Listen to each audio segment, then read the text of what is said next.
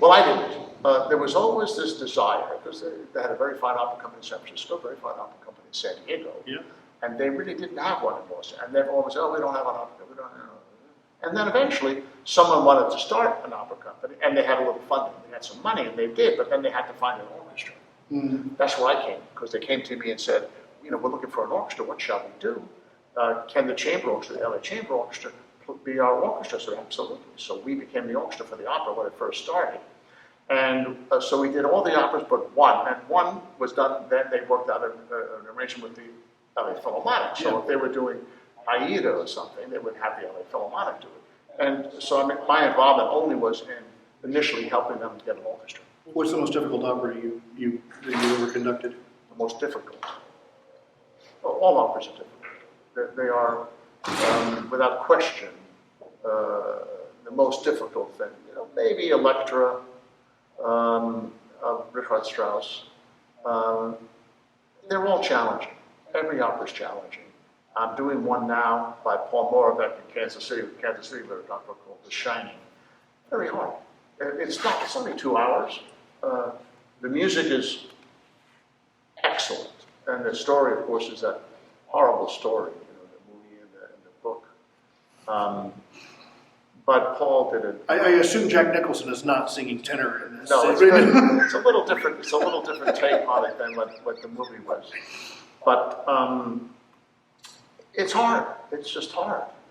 There's so many tempo changes, so many. But it's in modern opera, especially. You know, we still want the aria. We have a couple of those. We want a little few ensembles. We have some of those. But it's not like doing a Mozart opera where there's all this activity during the recitativo, right? Whether the orchestra plays or not, that's where all the action takes place. Right. And then, boom, you have an aria or an ensemble, a quartet, whatever. And then it's wonderful. So you have maybe a little trouble with the recitativo, you have a little trouble, but once the music starts, boy, it's fun. And once you got to the point where everything was through composed, in other words, they didn't have a harpsichord playing for the accompanying singers, but everything was written out, all of a sudden it became a little trickier. And so studying Paul's piece, it's very hard in its way. Every piece has its challenges, and opera is harder than anything else, I think. So, question, a lot of times, especially with opera, especially with Mozart opera in particular, I think a lot of people that are not familiar with it, and if you've never been to an opera, you certainly should go see one. I think Wagner had it right. It was the perfect synthesis of drama and orchestral music and singing. And it led to somewhat of a tiff between him and Brahms, because Brahms was still writing, as he said, no operas for Brahms. Yeah, no operas. And no symphonies for Wagner. Yeah, but Brahms wrote some really amazing, you know, vocal music and choral music, and the beautiful Requiem. Yeah, that's the Brahms Requiem is definitely a brilliant piece. With Mozart opera in particular, the interesting thing is I introduced my wife to Mozart opera first, and took her to see Giovanni very well. And I think that for people that have never experienced opera and they hear it on the radio, you know, Mozart opera is really what they should go see, because it's both comic and dramatic, and you know, I think a lot of people have probably seen the movie that Tom Hulce did, and so that's how they relate to it. Mm-hmm. And the opera's hard without the stage. Yes. You can do concert operas sometimes that work well, which means without a lot of staging or any staging. But really, it's a dramatic art form. And so the first opera I fell in love with, bizarrely, was Lulu of Alban Berg. Oh. The story was so, I mean, of course, it was completed by I forgot who did it. I'll think of his name in a minute. But it was a heck of a story, and you're riveted. It's not about the music so much as the drama. As you got older, it was about the music too.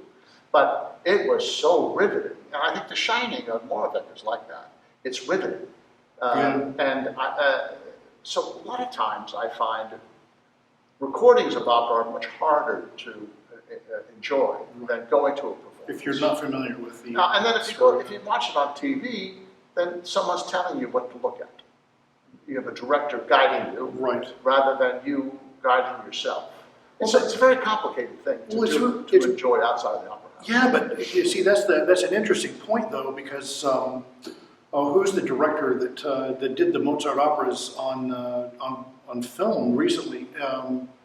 I can't remember it. I'll put it down in the description below so everybody can see this. It's going to bother me, and I can't remember it, but and he did it in English, and he was the one that did Henry VIII. He's an actor, and it's going to drive me nuts. I can't think of it now.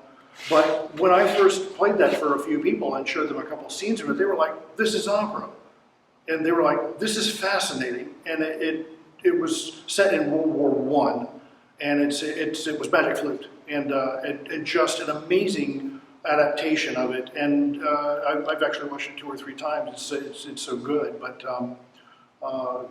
That's the one thing that I've always tried to, get people to do is to, go see a Mozart opera first. That's because watching Wagner for 4 hours would blow anybody out. Yeah, Wagner's harder. If you study a lot in advance, let's say you want to go to hear, one of the greatest ones, Parsifal. It's a magnificent. Yes, it's a brilliant. 5.5 hours. Yes. Something like that. If you go cold, it was longer than Avatar. Not knowing what it is and what the story is, it's hard. Yeah. If you get into the story, any of the Wagner stories, then it can be interesting. Then it can be even for a novice. But you have to really get into the story in a different way than you can, even with Mozart, where yes, you can appreciate Don Giovanni on many different levels because it's so full of symbolism. On the other hand, you can enjoy it without knowing all of that. I want to skip to Eastern Music Festival, which you've been a part of for a long time. Now, full disclosure, my son played there with you and studied with the principal flute player there, and it's an absolutely incredible place to study, and it's a beautiful scenario. So, how did you get involved with Eastern, and how many years have you been with it? Well, I think I've probably been there, I don't know exactly, maybe 15 years now. Mm-hmm. I got involved because there was they had the founder, long-term music director, a guy named Shelley Morgenstern. And Shelley ran the place. I mean, he started it, he ran it, and he did it for many years. How many? Maybe 20 years, 25, I don't remember exactly. And then he decided to quit, and it was in Greensboro, North Carolina, where he lived, and moved to France. He left the United States, his wife, whatever, he left. Wow. And then they had a new music director, and they hired a pianist, not a conductor music director, which is possible. You don't have to be a conductor music director. Anyway, it didn't work out so well, and so he lasted for 2 or 3 years. And then the manager at the time was running it, and he would bring in guest conductors. And the manager, I knew, and I liked him, he liked me, and so he brought me in a couple times as a guest. And then the board decided that they wanted a music director. So they picked me, and that's from the guests that they had. And I said, sure. And first, I think I first was principal conductor, I wasn't music director. And then they really wanted a music director rather than being run by the administration, and then artistically. So then they asked me. And you're there every summer. Yeah, I'm there the month of July. I come in the end of June. We're there 5 weeks. Yeah. I go every year. And you get to. It's similar in somewhat of a vein of the All-Star Orchestra. You picked the All-Star Orchestra yourself, did you not? I did. Those are your guys. Yes. And what made you want to do that? Well, after all my years in Seattle, I decided, 28 years, my kids were grown, it was time to move on. And I felt that was at a certain age that if I ventured out, I could climb another mountain or two. You understand that my mountain was the New York Philharmonic. I wanted to be in the New York Philharmonic, so I climbed that, boom, I got in. Then I wanted to be conductor of a major orchestra, and I went through the chamber orchestras, and then boom, I was in Seattle. So I climbed those mountains. Now I wanted to do something else, and what I wanted to do was try to have an influence on the future audience and on education. So when I decided that it was time to leave after 28 years, and I remember I signed a contract for 3 years, and I came home, and my wife said, well, another 3 years. And I said, yeah, but I told the chairman of the board it's my last 3, because I want to move on and do something else. What I want to do, and it's really what I wanted to do, is the All-Star Auction. I wanted to be a part of a group of musicians who were from all over the country. So it wasn't a New York show or a Chicago or an LA show. I wanted the best players I could find, my friends, who know the pieces, so I don't have to spend time rehearsing. Everybody knows how it goes. Yeah. Then I wanted it to be on public television, because public television is free to everyone.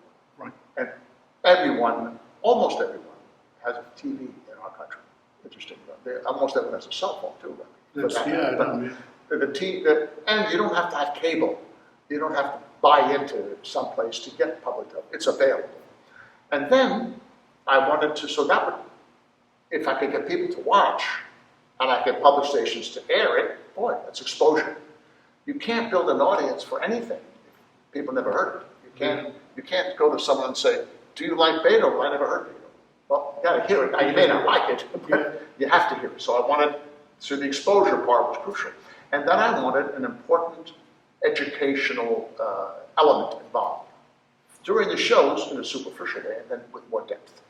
And then I started working with the Khan Academy, which mostly does science and math now, Right. but they did our shows with depth. Now, the same thing we did on TV, except instead of talking about the Beethoven for 5 minutes, you talk about the Beethoven for an hour and a half. Mm-hmm. You talk about how to conduct it. You talk about its history. You talk about it's educational. Yeah, in fact, I came across that the Beethoven conducting part on YouTube at random, and I thought, well, there's Gerard Schwartz, and he's teaching you how to conduct the Beethoven Fifth, the opening, which is really, a lot of people don't understand da da da da, and then da da da da, Right. and I was like, well, this is really cool, in providing an education on how this is actually done, even if you're not a conductor. It's like, okay, so that's how it And goes. so I also have a whole series about how to read music and what rhythm is, and I really got into it. Yeah. And the Khan Academy had, I think, something like 7 million students